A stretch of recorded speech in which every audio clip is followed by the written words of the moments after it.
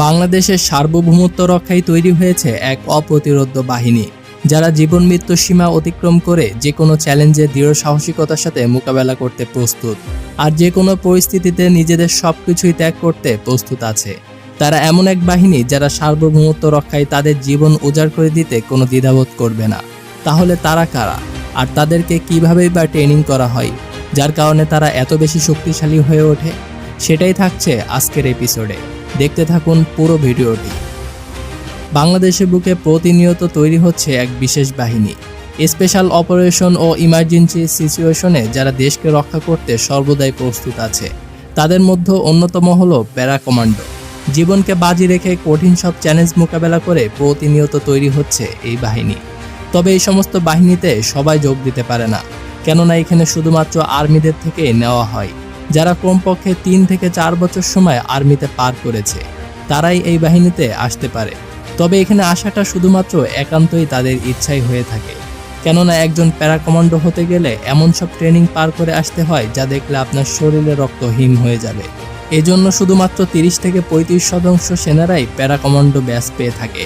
তাহলে চলুন দেখে আসা যাক আত্মঘাতী আর মরণঘাতী এমন সব ট্রেনিং যা তারা প্রতিনিয়ত দেশের জন্য করে আসছে।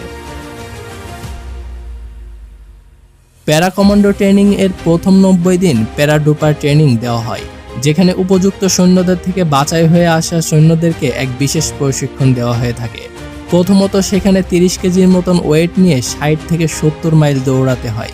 এরপর আসে রাইফেল সহ আত্মধুনিক সব যন্ত্রপাতি সঠিকভাবে পরিচালনা করা, যাতে করে যে কোনো সিচুয়েশনে যে কোনো অস্ত্র পরিচালনা করতে পারে।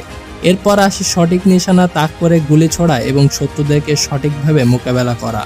আর এই সমস্ত ট্রেনিংয়ের সাথে সাথে তাদেরকে ইমোশনও ট্রেনিং দেওয়া হয়, যাতে করে শত্রুর দেখানো ইমোশনে নিজেদের গোপন তথ্য না দিয়ে দেয়। এত কিছুর পর আরও এমন সব ট্রেনিং শুরু হয় যেখানে ট্রেনিংরত অবস্থায় অনেক সেনারা প্রাণ পর্যন্ত হারায়, কেননা 36 ঘন্টা পর্যন্ত না খেয়ে এক অবস্থায় দাঁড়ায় থাকতে হয়। এই সময় এক মুহূর্তের জন্য যদি কেউ বসে এবং লুকিয়ে কোনো কিছু খেয়ে নেয় তাহলে ট্রেনিং থেকে তাদেরকে বাদ দিয়ে দেওয়া হয়। এরপর 100 কিলোমিটার একটানা দৌড়াতে হয়, যেখানে 16 থেকে 18 ঘন্টা পর্যন্ত সময় লেগে যায়। সৈনিকরা যাতে করে যে কোনো পরিস্থিতিতে অনেক লম্বা সময় পর্যন্ত জেগে থাকতে পারে, এজন্য 15 দিন জেগে থাকার ট্রেনিং দেওয়া হয়। কিন্তু এ পর্যন্ত করেও শেষ না, বরং তাদেরকে পানির মধ্যে ডুবে রাখার জন্য হাত পা বেঁধে পানির মধ্যে ফেলে দেওয়া হয়। যতক্ষণ পর্যন্ত না একেবারে শেষ পর্যায়ে না চলে যায় ততক্ষণ পর্যন্ত পানির মধ্যে রাখা হয়। আর এর সাথে সাথে পাহাড়ি দুর্গম পথ পাড়ি দেওয়ার ট্রেনিং দেওয়া হয়, যেখানে তাদেরকে ম্যাপ ট্র্যাকিং সহ আরও অনেক ধরনের ট্রেনিং দেওয়া হয়।